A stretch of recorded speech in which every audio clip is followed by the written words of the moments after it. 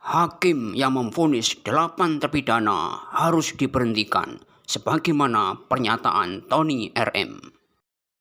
Keluarga terpidana segera melaporkan, majelis hakim yang mengadili perkara kasus pidana ini segera diproses dan diberikan sanksi yang sama seperti majelis hakim yang mengadili perkara Ronald Tanur, yaitu diberhentikan secara tetap.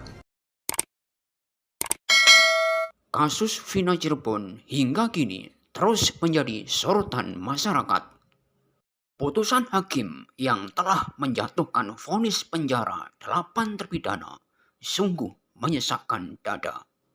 7 terpidana dengan vonis penjara seumur hidup dan 1 terpidana dengan vonis penjara 8 tahun, yakni Saka Tatal, yang kini telah bebas. Hampir semua mata terbelalak, tak habis pikir, kenapa hakim begitu berani dan tega menjatuhkan hukuman berat yang tanpa didukung oleh bukti akurat yang bisa dipertanggungjawabkan, sebagaimana yang disampaikan pengacara Tony RM, bahwa putusan hakim yang dijatuhkan pada 8 terpidana, baik pidana pembunuhan maupun pidana perkosaan terhadap korban Vina, tidak dilandasi bukti saintifik. Bahkan menurut Tony RM, 6 HP yang dijadikan sebagai barang bukti, termasuk HP Vina, tidak pernah dibuka. Lalu CCTV berdasarkan saksi Gugun Gumelar dan Dodi Irawan yang melihat dan mengecek di lokasi kejadian juga tidak dibuka. Begitu juga dengan alat bukti lain, yakni sebatang bambu yang dalam dakwaan digunakan untuk memukul dan menganiaya korban juga tidak dilakukan sidik jari.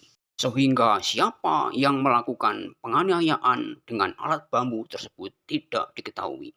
Kemudian ditemukannya sperma di tubuh Vina yang juga digunakan sebagai alat bukti bahwa ke-8 terpidana diyakini telah melakukan perkosaan terhadap Vina, juga tidak dilakukan tes DNA. Lalu, bukti akurat apa yang digunakan hakim sebagai dasar untuk menjebloskan 8 terpidana dengan hukuman begitu berat? 7 orang penjara seumur hidup dan 1 orang divonis 8 tahun karena masih di bawah umur kala itu. Lebih lanjut, Tony RM menyampaikan bahwa ada saksi Saka Tatal, yakni saksi Sadikun dan Muhammad Irfan, yang kesaksiannya bisa meringankan Saka Tatal, akan tetapi diabaikan oleh majelis hakim.